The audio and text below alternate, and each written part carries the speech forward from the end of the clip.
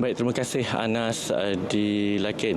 Peratusan keluar mengundi di bagi N41 setakat 12 tengah hari tadi mencapai 33.96%, yang mana ia merupakan satu petanda cukup baik untuk kita menuju sehingga ke pintu ditutup pada jam 5 petang nanti. Baik, 208 saluran dibuka di N41 Macap Puteri ini di 27 pusat mengundi.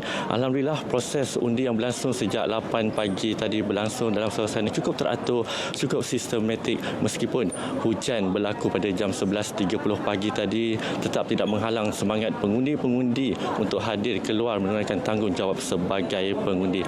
Mencuri tumpuan sudah pastinya kehadiran pengundi muda yang cukup bersemangat, yang cukup ceria, hadir seawal 7.30 pagi tadi, beratur menunggu giliran, tetap sabar sehingga nama dipanggil di 13 saluran yang dibuka di Sekolah Jenis Kebangsaan Cina Funyu 5 di Taman Mount Austin, Johor Bahru ini. Alhamdulillah, tiada sebarang gangguan keselamatan ataupun tiada sebarang provokasi berlaku di pusat mengundi ini sejak 8 pagi tadi.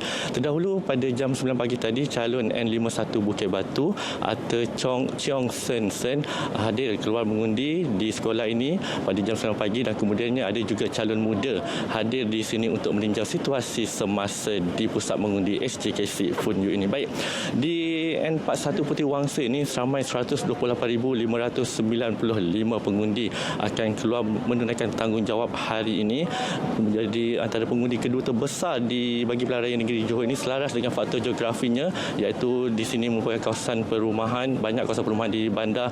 Jadi tidak hairanlah kalau kerusi N41 ini menjadi rebutan dan dianggap sebagai salah satu kerusi panas, kerana calon yang bertanding juga bukan cacalang bagi Pakatan Harapan meletakkan bekas Menteri Pendidikan Dr. Mazli Malik, yang akan menerima cabaran daripada pencabar-pencabar lain daripada Barisan Nasional, daripada Bersama, Parti Muda dan juga calon bebas. Jadi untuk kita mengetahui keputusannya sudah pasti malam ini, saya akan melaporkan keputusan penuh bagi kerusi N41 Puteri Wangsa. Jadi saya rasa ini sahaja perkembangan dari N41 Puteri Wangsa.